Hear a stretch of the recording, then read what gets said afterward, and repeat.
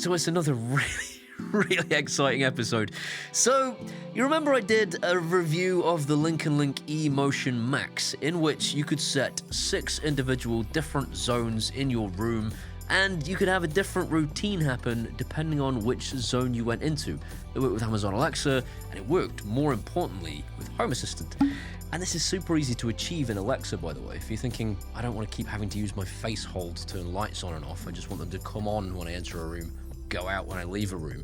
All you do is program up the LinknLink app with your individual zones by walking around the room and going, there's a box there around my sofa, there's a box there around my desk. And then when you add the LinknLink skill to Alexa, it finds those individual zones as motion sensors. You can then use those motion sensors in routines to say, when there is motion in this area, turn that light on. And when there is no longer motion in that area, turn that light off. It really is that simple. Well, this does almost exactly the same thing for £21.69.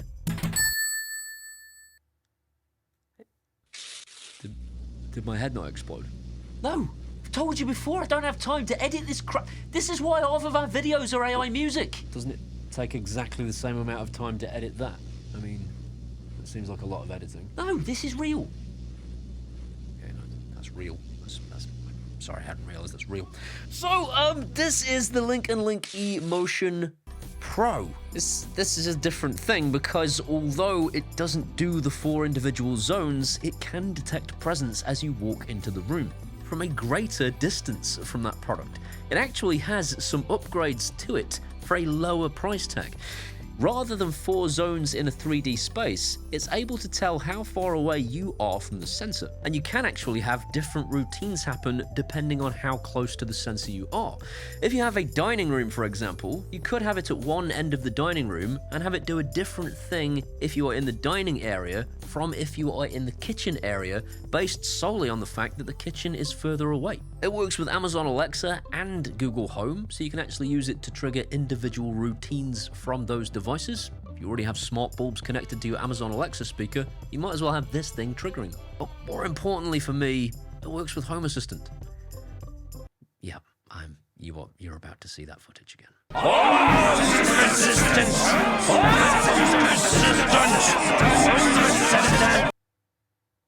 Why?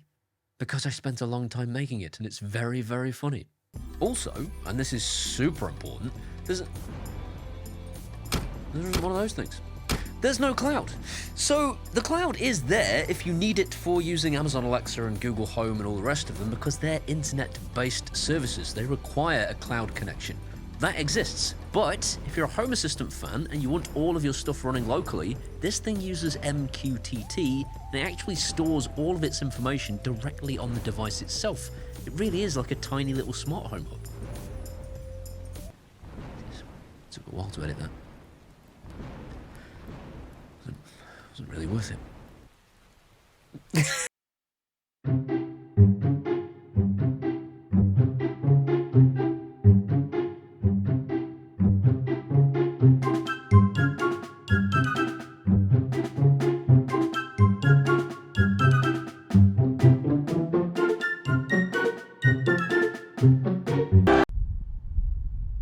Sorry, mate, can I just confirm, are we definitely dying?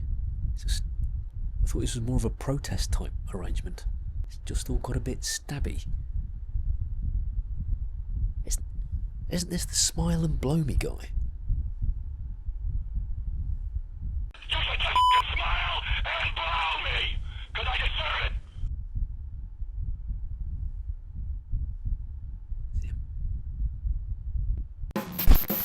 It gets even more insane than that though. So this tiny little device, despite the fact it costs practically no money, you can upgrade it into a fully fledged smart home hub just by buying a separate power cable for it. LinknLink sell a power cable that you can plug into this thing that actually has a little sensor on it for humidity and temperature. And this power cable works with both the E-motion Max and the E-motion Pro, And therefore, you can actually get full temperature and humidity data into this thing, and then get that thing to feed Amazon Alexa or Google Home or Home Assistant with that information too. This is like an all-in-one little smart home hub for basically no money. This means that when you add this thing to Home Assistant, not only is it running locally, it's detecting all of the areas for motion, it's detecting all 4 of your zones if you've added 4 zones, it's detecting brightness, it's detecting distance, and it detects whether you are moving towards the device or away from the device. This is like an insane amount of things for it to be communicating to Home Assistant for its ridiculously low price tag. This is probably the biggest bargain the smart home industry has seen so far. Now, I did actually receive this when I received the E-motion Max, and I unboxed them at the same time and then got rid of the footage. Luckily, though, I kept the box, because you wouldn't want to miss this unboxing.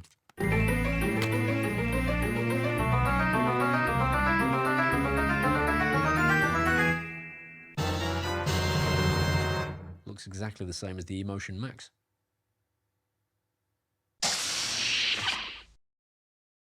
So for complete clarity, this is the E-motion Max and this is the E-motion Pro. Or is it the other way around? Either way, the E-motion Max, if you buy this thing, this is the one that has the 3D space where you can set 4 individual separate areas within your room and use them as 3-dimensional triggers. This, however, is the E-motion Pro and can only do distance. If you are so far away from the thing, that's a trigger. If you're a little bit closer to the thing, that's a trigger, and you have up to 4 different distances to choose from. That's the difference between the 2 products. The other difference is that one is capable of more range than the other, and one of them has an infrared blaster built in, which means it can control your TV and your set-top box and your aircon and your projectors and anything that has an infrared remote. This one can't. Oh, that's not actually true. Let me just... So, basically, when LinknLink first released the E-motion Max, which I reviewed a few weeks ago, when they initially released it, it wasn't capable of infrared. Later on, they actually altered it via firmware so that it could do infrared control for Amazon Alexa. Just not for Home Assistant, unfortunately. I think it's a memory limitation and they just can't switch it on. So, the E-motion Pro actually has a small advantage over the E-motion Max. It's actually quite a large advantage over the E-motion Max for infrared if you're a Home Assistant fan, despite having quite a cheaper price tag.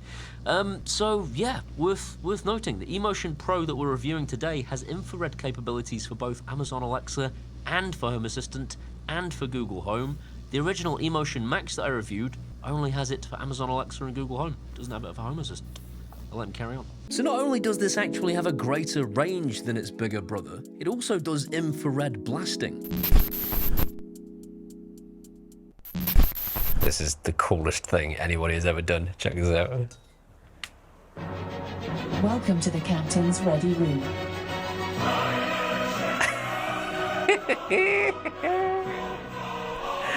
That's not it. That's not it. Look, look, look.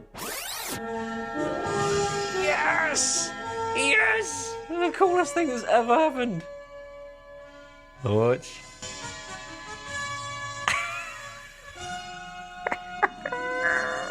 You could use this device on its own to detect when you enter the room and fire the infrared signal to turn your TV on because it can learn your infrared remote codes. It also means that you could use it to turn your aircon on and off, depending on whether you entered or left a room. And unlike a traditional motion sensor, it actually recognizes whether you are in a room or not, even if you're not moving. It's millimeter wave, which means that even if your body is just swaying around the tiniest amount that you can't even tell as a human being, this thing can tell and will keep your lights on. Let's go through the setup process now. Paul, from the immediate future, would you kindly take the audience through the setup process? Literally just walked over. Was this necessary? Yep, I'm pretty sure it was necessary. Hadn't been a cutaway gag for about 3 seconds, so... What? I'll hand you over to him. He's just as much of a dickhead as I am. Hey! Apparently. So adding a device to this thing is super easy, right? It's plugged in and it's gone straight into pairing mode. All you do is you click the plus button in the LinknLink app. Add device. Add a new device.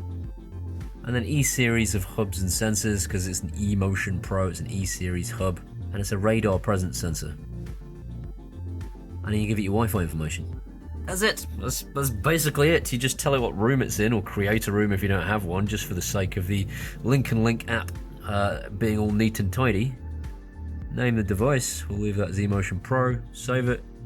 Use device now. You should just smile and blow me, because I deserve it. So I did walk you guys through how to enable MQTT in Home Assistant previously, if that's something you're interested in, but it really is just a case of enabling it within Home Assistant, setting up a user for MQTT specifically with its own password, and then putting those details into the LinknLink app.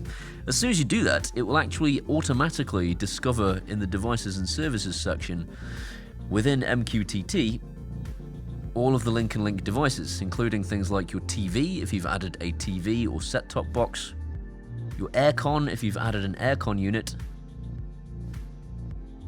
and of course the presence sensor themselves, whether you've added the E-motion Max or the E-motion Pro, you'll get all of the things like the areas, the brightness, the distance, and whether or not someone is approaching or moving away from the device. The same is true of the Alexa skill. If you add the Alexa skill, Alexa will automatically discover all of those things. The only thing that Alexa doesn't discover that Home Assistant does is the distance and whether somebody is approaching or moving away from the device. It does detect whether there is presence in a particular zone and things like brightness too. And the same is true of Google Home. You'll also note in the Alexa screenshot that the special power cable is connected, and it's also detected the temperature. If I had the cable connected when I added it to Home Assistant, you'd also see temperature and humidity in my Home Assistant instance too. So what's the elephant in the room this week? You probably need to be a little bit smaller than that. A bit smaller. There is nothing wrong. I mean, not really. If you are the sort of person that thinks everything should be battery powered so you can put this device in your bathroom, you're going to be disappointed because it requires a power supply. It's a millimeter wave sensor. That kind of technology currently isn't capable of being run on a battery. Nobody makes such a device. I heard rumors there's one coming, but I believe it when I see it. Secondly, if you're an Alexa user, you won't really be able to take full advantage of this thing for routines. You can make it so that if there is presence in a room, it can turn the lights on, or it can trigger any of your smart home devices connected to Amazon Alexa. What you can't do, because Alexa routines are very basic, is say, I want you to only turn the lights on if I enter the room and there is only so much daylight. That's not a thing that Alexa can currently do because there is no if statement. Amazon do, however, let you do one if statement, and that is time. So you can say, only turn the lights on if it's after 7 p.m. and you have detected presence. You can have this thing turn the lights off all day long because it doesn't matter what time of day it is, and it doesn't matter how bright the room is. If the lights are on and the room is empty, you can have it turn the lights off. You can have an Alexa routine that just saves you a load of electricity for a very cheap price tag. As usual, if you want to pick one of these things up, they are linked in the description. The discount code that gives you the price tag I've been mentioning doesn't last forever, so I would get one fairly immediately because the price will go up. It's never going to be horrendously expensive anyway, I have to tell you. If you're here in the future, it's actually a decent price at its recommended retail price. All that's left to do is to thank these incredible people. They're my patrons from Patreon, without whom I wouldn't be doing this for a living. I'm thanking one personally every week. This week I'm going to thank Lisa and Russell Ventura. Those guys have been supporting me for so long. Every single week they go onto social media and they post my stuff, and they're just the nicest people on the planet. If you want to be like those guys or like Lisa and Russell, you can do that at either Patreon or buy me a one-off beer at PayPal, and either way, I will genuinely love you forever. These are my Facebooks, my X's, my Threads, my Instagrams, my TikToks. Coming out there, and can be best friends. See you next time.